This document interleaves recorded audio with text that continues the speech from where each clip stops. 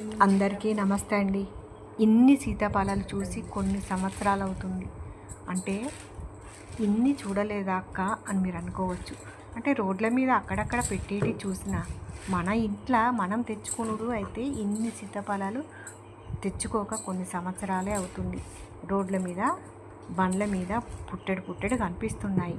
అవి కనపడితే మనకేం లాభం? మన ఇంట్లోకి వస్తేనే కదా మనం తినేది. మన ఇంట్లోకి అయితే ఇన్ని పండ్లు ఈరోజు వచ్చాయి కొన్నేళ్ళ తర్వాత. ఈ పళ్ళు అంటే మా వారికి చాలా ఇష్టం. మా వారికి కాదండి, మా ఇంట్లో మా అందరికీ చాలా ఇష్టం. అంటే ఈ పండ్లు ఇష్టం లేని వాళ్ళు ఎవరు ఉంటారండి? ఎవ్వరు ఉండరు. మేము చిన్నప్పుడు చాలా తినేవాళ్ళం. అవి ఈ పండ్లు మాకు మా చేనులో ఒడ్ల చుట్టూ చెట్లు బాగా ఉండేటివి. మళ్ళీ మంచి స్వీట్గా ఉండేటివి. ఇవి సేమ్ అలాగే ఉన్నాయి. అంటే ఇవి హైబ్రిడ్ కాదు, నాటువి.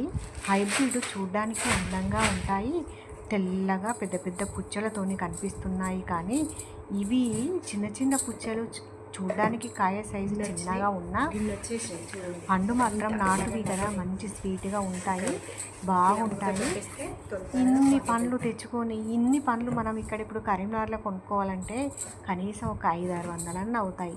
కానీ ఇవి ఇక్కడ కొన్నవి కావు, కొన్నవే. కానీ ఎక్కువ పండ్లు దొరికిన దగ్గర కొనుక్కొచ్చారు మా వారు, తెలిసిన వాళ్ళు తెచ్చిచ్చారు.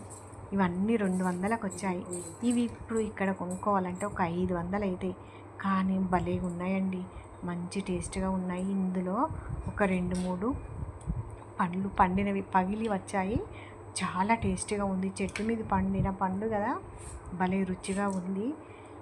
ఈ సీజనల్ ఫ్రూట్స్ తింటే చాలా మంచిది. వీటి ఉపయోగాలు ఏంటియో మీ అందరికీ తెలిసిందే. ఈ పండులోని మధురం అయితే ఏ పండు తిన్నా కూడా రాదు. అసలు ఎప్పుడు పడితే అప్పుడు కూడా దొరకవు.